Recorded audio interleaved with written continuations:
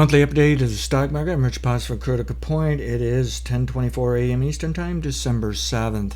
All right, we're primarily interested in the performance of the stock market business cycles, but I'll see if I can make some comments of what I think is going on this decade, multiple decades, in other markets, economy, and society, whatever. All right, to begin with, the model looks at what occurs for a decade, and then it wants to find a pattern for that decade that repeats decade. And I found that, and I call it the monthly or decade buy-sell signal. One buy, one sell during a decade. To explain this, there was actually a decade sell signal in 2020 with the COVID developing of the pandemic recession. And this relates to the economy turning down once a decade for a primary cyclical recession. The stock market normally drops minus 20% to minus 50%, and it dropped minus 35%. 2 days after the bottom, I turned long-term bullish, and I still own an investment in that. Okay? Now, the decade business cycle relates to economic growth for about 7 to 12 years, a bull market for about 7 to 12 years. So it's difficult to time because it's a wide range of when it's going to end. But at least we know the parameters, the deadlines, when it's going to end, and bad times are coming. Now, the upside per decade is more than 50% to more than 300%. So it's very variable, volatile performance. Why is that? Well, it turns out that the fundamentals and economics and the economy and whatnot are also very variable, volatile, and people are very variable, volatile. There are professionals who have said for over many decades that the fundamentals, which I call standard or S fundamentals economics, explain about 20 to 80% of price fluctuation. That's such a wide range. Why are we even bothering looking at the news? Why are we trying to look at what a company's doing? But it's actually, when you look at it, it's still very valuable, valid, and there are people that make money and control risk on it, and some of them make huge amounts of money, but there's also quite a few people that lose following fundamental news and information. They just don't get it. And this is why technical analysis was invented and chart analysis, because they were trying to boil it down, make something simpler. They were saying, let the market tell us what to do. Okay, let's see what they want to do. All right. Well, what I've learned then is that 20 to 80%, the other half of the story is 80 to 20%. And I call it X fundamentals, that it really includes technical analysis, quantitative, the computer analysis, includes some advanced fundamentals. But it's more about the money, the people, and the marketplace than over in the S fundamentals. If you dovetail the two, in theory, you get to 100%, but I didn't find it that easy, and I discovered something called the cycle series analysis that deserves to be taught at universities and be in line with time series analysis. And cycle series analysis just says find time cycles or some types of cycles of data, prices, and build them in larger cycles, make them into smaller cycles, make a clock model of it, make a catalog model. And what I found is they all have to be very variable, volatile, difficult to work with, but they can interconnect, interrelate to make it like a clock model. But what happens at midnight with a clock? The hands are at midnight. So even though it looks bizarre and crazy and you think it's going to blow up on you, you're going to be wrong, by midnight you find you can be right. It's like a missile tracking system, okay? And what I learned was this can explain 100% of price fluctuation on these major stock indexes from minutes to even hundreds of years, believe it or not. All right, but I focus primarily on that decade pattern. I break it into smaller patterns within the decade, many different types, to help tell the story and help time that decade. Then I learned I can break it down into intra-year all the way to intraday, down to minutes, of what's the most important moves during the day, during the week, during the month, during the year, and then plug that into the biggest moves during the decade, and then the biggest move for the decade. And super cycles, I'm not so keen on that anymore. I'm not so sure we can really forecast them that well. And my forecast is we probably won't see a super cycle bear market to the year 2050. And I think it can take us that long to print too much money and explode something or blow something up in the world. I'm sure some of you are saying, no, things have gone on for so long, it can happen any day. Well, my guess is if it does, we're going to find out it doesn't really create the downside one might think, and we're going to recover better than one might think. I'm not confident in it, but I can't rule it out. And what I will say is when we get to that decade sell signal, and I believe is going to show up in 2028 to 2031, okay, when we get there, I will sell because of that, and the money that people have linked to my money, so they take the same signals automatically, managing that kind of stuff. I'm just going to dump it for everybody. Okay, we're going to get out and maybe buy it back cheaper, just like we did in 2020. Okay, and like I did somewhat in 2008, 2009, and like I did somewhat in 2001, 2002, 2000 to 2000, something like that. Okay, and see if we can start over a much lower price. Now, what would happen is if a super cycle event occurred and it was very, very bearish, a 1929 crash, it should align with those once a decade sell signals. So I would just get more downside out of it, even if I didn't correctly forecast that it would actually occur. Okay, and so I will warn of those things, because how I look at super cycles is there's a 20 to 60% down minor super cycle that is so much like the decade, you really can't tell if it's going to be 50 going to 60%. So it's in the model. It's important. It's in business cycle data for commodities, for business, for global macroeconomic stuff. But it's not in everything, and it doesn't seem to be as important for the stock market even. So I pretty much use the decade sell signal and just say, okay, maybe we can get a little extra hit here, but it doesn't have to be any more than a once a decade sell signal. By the way, we are due for a minor super cycle downturn at the end of this decade with the long term. Now, the mid-sized super cycles are down 40 or 60%. So a little more useful because it's a narrow range, something for us to target.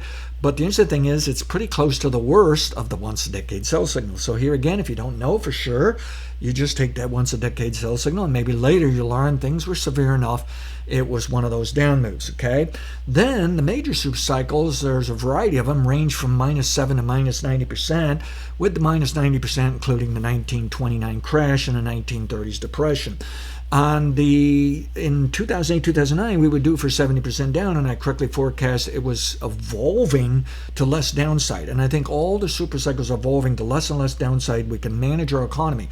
The day we put down the Fed Reserve so they can't help manage, and we're just going to let everything be so free, anything happens, we probably will have a 1929 crash. So I'm against those politicians doing that, and those pro-capitalist businesses doing that, and I think we should manage things, and I think we're managing things better, so that the worst downside I see for the rest of this century is probably -50%. And we'll see what we get into this decade, but I don't think it's really going to be -50%. But we'll talk about that in the end. Now, what is that decade pattern doing now, and what is the super cycles doing, and what's the last decade? Well, the last decade pattern went from 2009 to 2020, and calculating from a lowest price to the highest price, which there's no way we're going to buy and sell that, but it would have been about 409% on the S&P 500 cash index. So if you picked better stocks, you would have made more in theory. And if you didn't, well, then you would have made less. If you bought ETFs leverages like I do, and also use maybe S&P 500 futures like I do, you can make more to many times more, okay? And you may make a lot less, okay?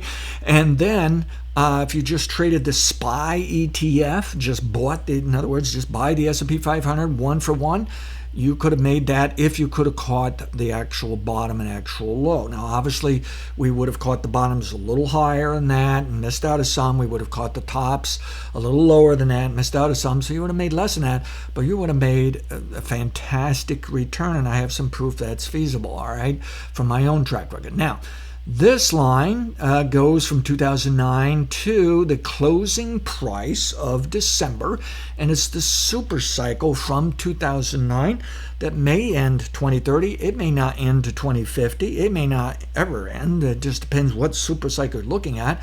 But it was up 585% by the close of December. It had been higher than that, okay, using the 2022 high, January, okay?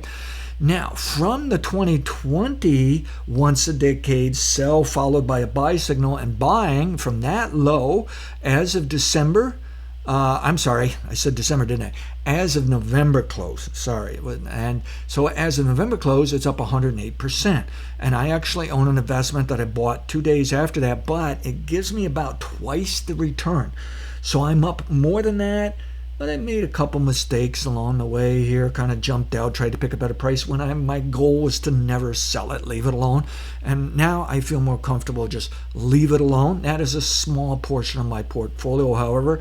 And what I'm doing with that is leaving that until 2028 to 2031. So it should make me more than 108. It may make me 200, 300, 400% for all I know. I don't know. Okay, I'm just going to go for it. All right.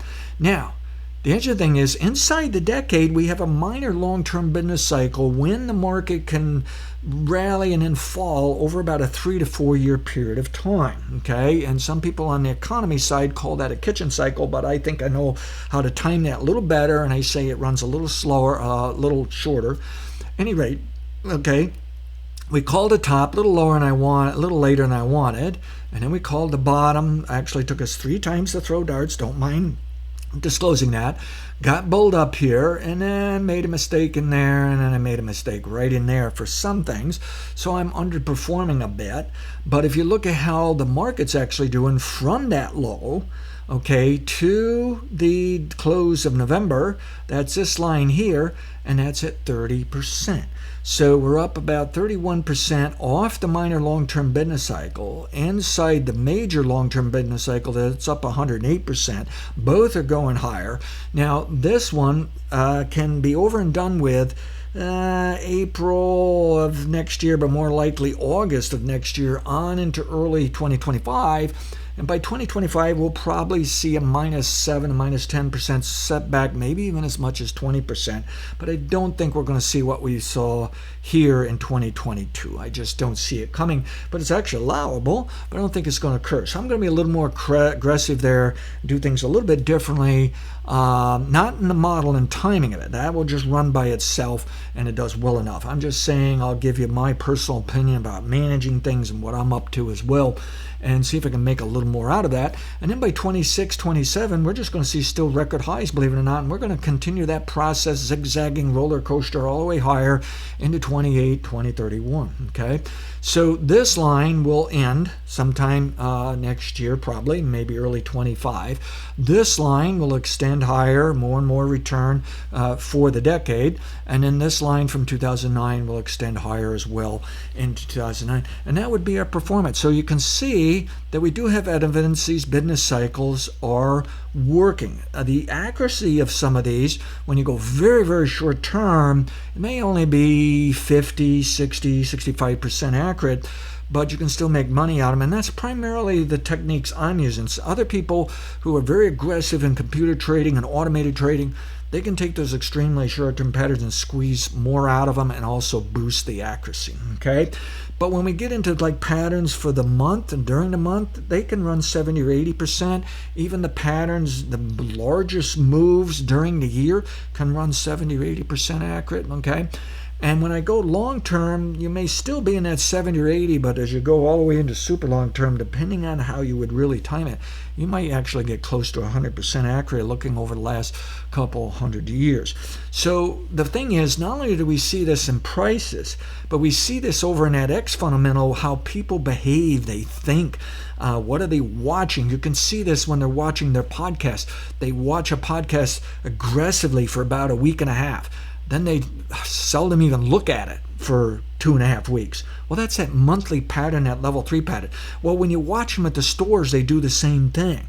They buy so much during a certain time of month, and they don't buy anything, okay? And you see this pattern of what the stores are reporting for business. We see it in credit cards when they're buying gasoline, groceries.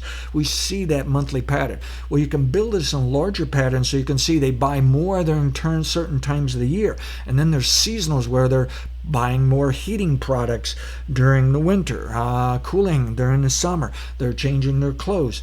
You see this show up in business data, okay? So you can build this into this long term when it's a throttle up, throttle down during the decade for these minor long-term patterns of our economy and the stock market. We can build them to that decade pattern when it takes us almost a decade, a little less, even a little more than a decade, to get too much debt, to get too much money printing, to get things too high priced, and pretty soon we get nervous, concerned. Next thing we slip into a recession. And standard cyclical recessions are caused by businesses and consumers that make up about 80% of the GDP, maybe even 90%, okay? Other times, some of those recessions will be caused by the banking industry, which would be included in the business side of that 80-90%, but it also may include Federal Reserve government causing some issues, or even the Federal Reserve trying to beat the economy down because it's growing too fast, and it could wind up triggering recession. When banking causes a recession, you run the risk of it turning into a depression or a great recession like 2000s, okay? When business and consumers cause it, it's usually less of a problem.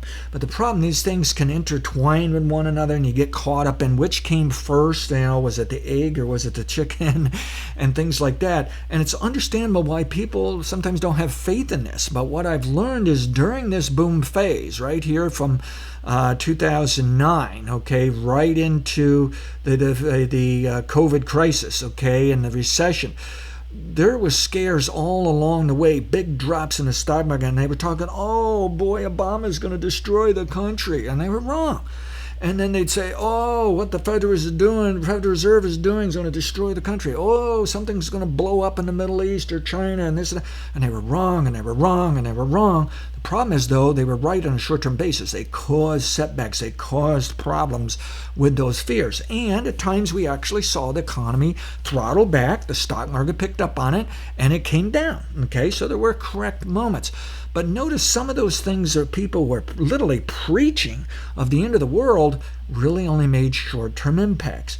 When it comes to the time of that recession, however, if they were still preaching those things, they weren't right on how long it lasts, because we have evolved since the 1930s to try to get a recession over as fast as possible and to try to crash the stock market rather than let it come down slowly for a long period of time and make it choppy. We just want to get it over and done with, and we do it.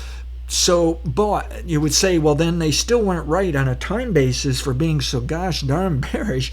But you find out if you look at their price targets, it was catch-up time for them. They were right. The market come down a huge amount. Even then, some of them didn't see it as enough and went right back trying to sell all the way up right in here. There was some fantastic professional people who have made billions over the years, and they are billionaires. They were still fighting it in here. They thought there was still going to be a crash and burn. They did the same thing right in here. So the bottom line is we need to respect these people and look at the analysis, because some of it is so good you think, my gosh, I guess it's going to work after all. And then you realize it's probably not going to work, or it's not going to work very well. It causes problems, noise, and frustrations for we long-term bulls if that decade business cycle, which can relate to the juggler economic cycle, you can look that up on Wikipedia or anywhere in the internet, Juglar, it's a very famous business cycle. It works today, and the stock market is in line with that business cycle better than ever today. So that's my little preaching of why we need to respect business cycles. And boy, sometimes it's so difficult because you see a down move and thinking, man, this is going to end badly.